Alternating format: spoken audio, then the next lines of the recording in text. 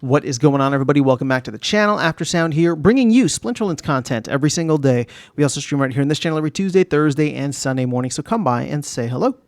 All right, guys, let's talk about this upcoming Voucher promo card. So separate from the other promo cards that are coming in, this was to fulfill the proposal that passed in terms of streamlining Voucher utility. And so now we are going to get, at least from the notes that I saw and from what I remember in the last town hall, a common promo voucher card or voucher promo card, however you want to say it, right?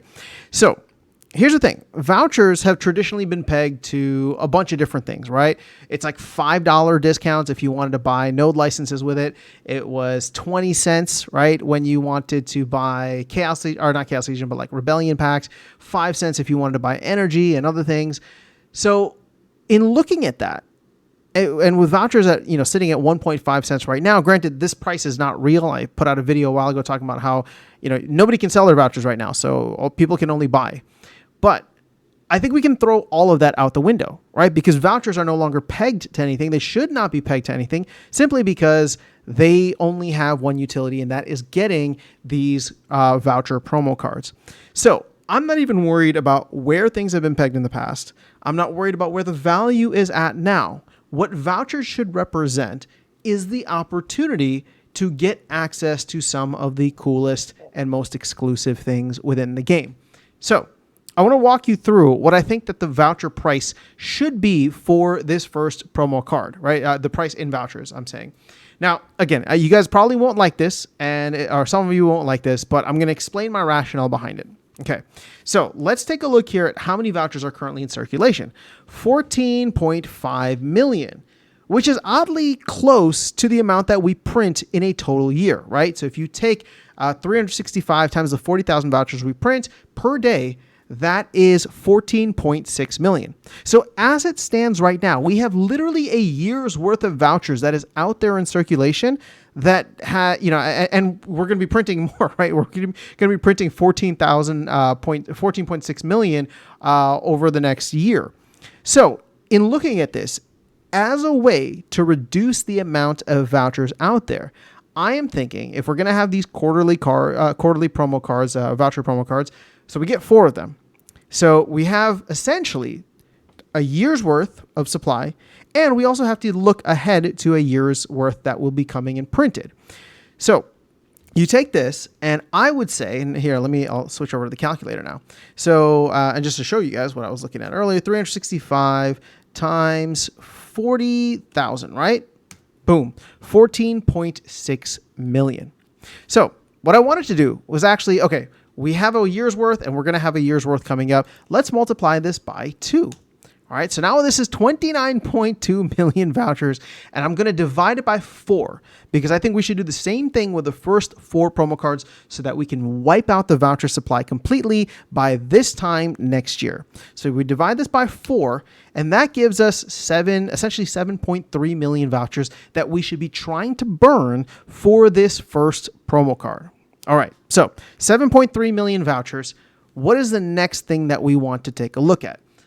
What is the maxed copies? How many copies should there be out there in existence so that this card actually has some scarcity? Because I don't think that it should just be, anybody can print however much they want depending on the amount of vouchers. And yes, it is limited with the amount of vouchers, but at this point in time, we could probably overprint this first one quite a bit, which maybe wouldn't be a bad thing, but I do think scarcity and having a final print rate is worth having. So what do I mean by that?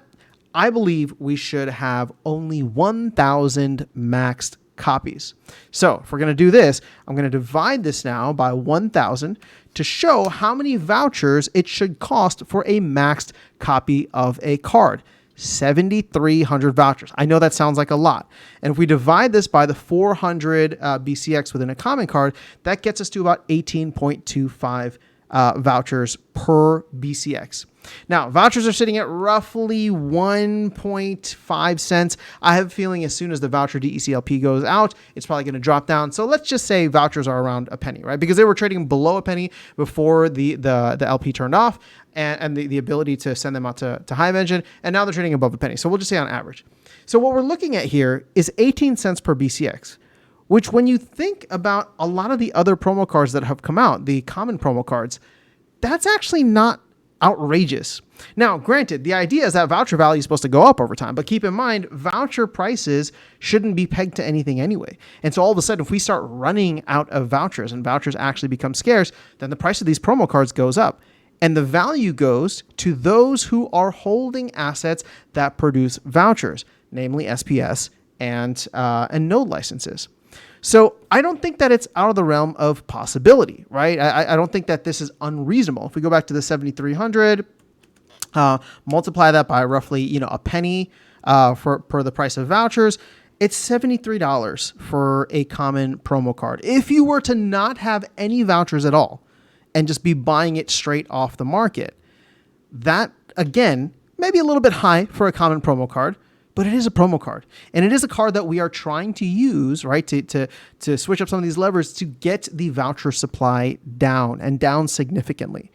Moving forward, hopefully the player base grows in size, so therefore we can have more BCX that we launch and maybe less vouchers that they burn, right? But at this point in time, considering that we have, 3,000 to 5,000 players, there's a ton of vouchers already out in the mix, I think that selling it for 18 vouchers a pop per BCX is not the worst thing in the world, especially if vouchers are going to continue to be around a penny. Now, if vouchers skyrocket in value, well, that's where the team can come in. And for the second card, which would probably come out some point in, December, right? If they're going to do every 3 months and they end up launching this in September, sometime in December, they can take a look and say, well, let's reprice this based on how many, how many vouchers are out there, as well as how many, people are playing the game and are involved and willing to spend on this.